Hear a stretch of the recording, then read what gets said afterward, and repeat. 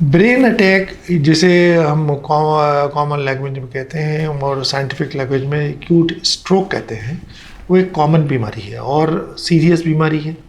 ऐसा देखा गया है कि लगभग 75 से 80% केसेस वो होते हैं जिसमें कि ब्रेन की आर्टरीज में ब्लॉकेज आ जाता है।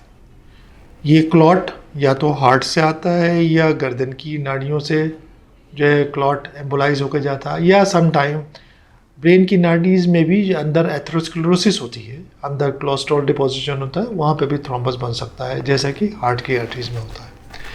तो ब्रेन अटैक में टाइम की बहुत इंपॉर्टेंस है, जैसे हार्ट अटैक में भी होता है लेकिन ब्रेन अटैक में उससे भी ज़्यादा है। तो अगर जो पेशेंट शुरू के 4-4.5 घंटे के अंदर हॉस्पिटल पहुंच जाते हैं और डायग्नोसिस करने के बाद में ये देखा गया कि अंदर से ब्लड क्लॉट है, या तो एम्बोलाइज होके गया है या अंदर क्लॉट बना है, तो इन पेशेंट्स के लिए एक अच्छा ऑप्शन रहता है कि उसको थ्रोम्बोलिसिस कर दें। मीन्स थ्रोम्बोलिसिस वो ड्रग्स होती हैं जिससे ब्लड क्लॉट डिसॉल्व हो जाता है। तो शुरू के 4-4.5 घंटे में है तो थ्रोम्बोलिसिस जो है वेन के थ्रू ही किया जा सकता है, पेरिफेरल वेन के थ्रू किया जा सकता है, या फिर और अच्छा सेंटर है, एडवांस सेंटर है, तो उन सेंटर्स में जो है एंडोवैस्कुलर ट्रीटमेंट होता है। मीन्स एंजियोग्राफी करके, जैसे हार्ट की एंजियोग्राफी या एंजियोप्लास्टी होती है हार्ट अटैक में, उसी तरह ब्रेन की आर्टरीज की भी एंजियोग्राफी और एंजियोप्लास्टी ही होती है। एंजियोप्लास्टी यहाँ थोड़ा सा डिफरेंट होती है, यहाँ पे मेन फंक्शन होता है इस ट्रीटमेंट का कि जो ब्लड क्लॉट अंदर आर्टरीज में फंस गया है उसको निकालना। तो कई टेक्निक्स हैं, कैथेटर से होता है, कुछ स्टेंट्स होते हैं जिसके थ्रू जो है ना ये क्लॉट निकाला जाता है, रिट्रीव किया जाता है, ये देखा जाता है।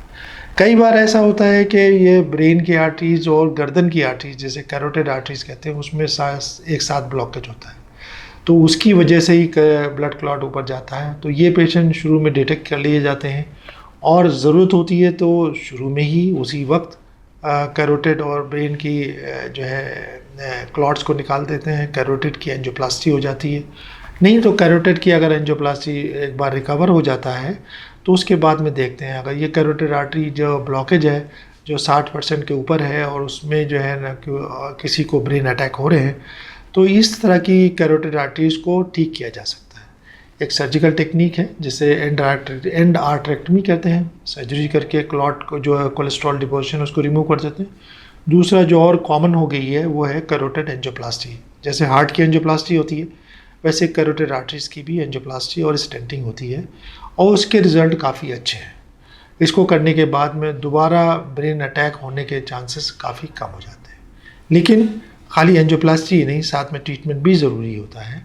तो ब्रेन अटैक के लिए जो टाइम के बहुत इंपॉर्टेंस है, चाहे रात हो चाहे दिन हो, अगर किसी को ब्रेन अटैक होता है तो इमीडिएटली उसको हॉस्पिटल जाना चाहिए और ये डायग्नोज होना चाहिए कि ये क्लॉट जाने से हुआ है ब्लड ब्रेन में या अंदर ब्लीडिंग से हुआ है। वो बड़ा सिंपल टेस्ट है, सीटी स्कैन करने से इमीडिएटली पता लग जाता है। तो दोनों का ट्रीटमेंट डिफरेंट होता है, बट अगर ज़्यादातर केस में ब्लड क्लॉट जाता है जिसको कि मेडिकल ट्रीटमेंट से डिज़ोल्व किया जा सकता है, और जिन कंडीशन में मेडिकल ट्रीटमेंट नहीं इफेक्टिव है या और थोड़ी बड़ी आर्टरीज ब्लॉकेज है, उनमें एंड कैथेटर टेक्निक से उस क्लॉट को निकाला जा सकता है और बहुत सारे पेशेंट्स हैं जिनकी लाइफ बचाई जा सकती है।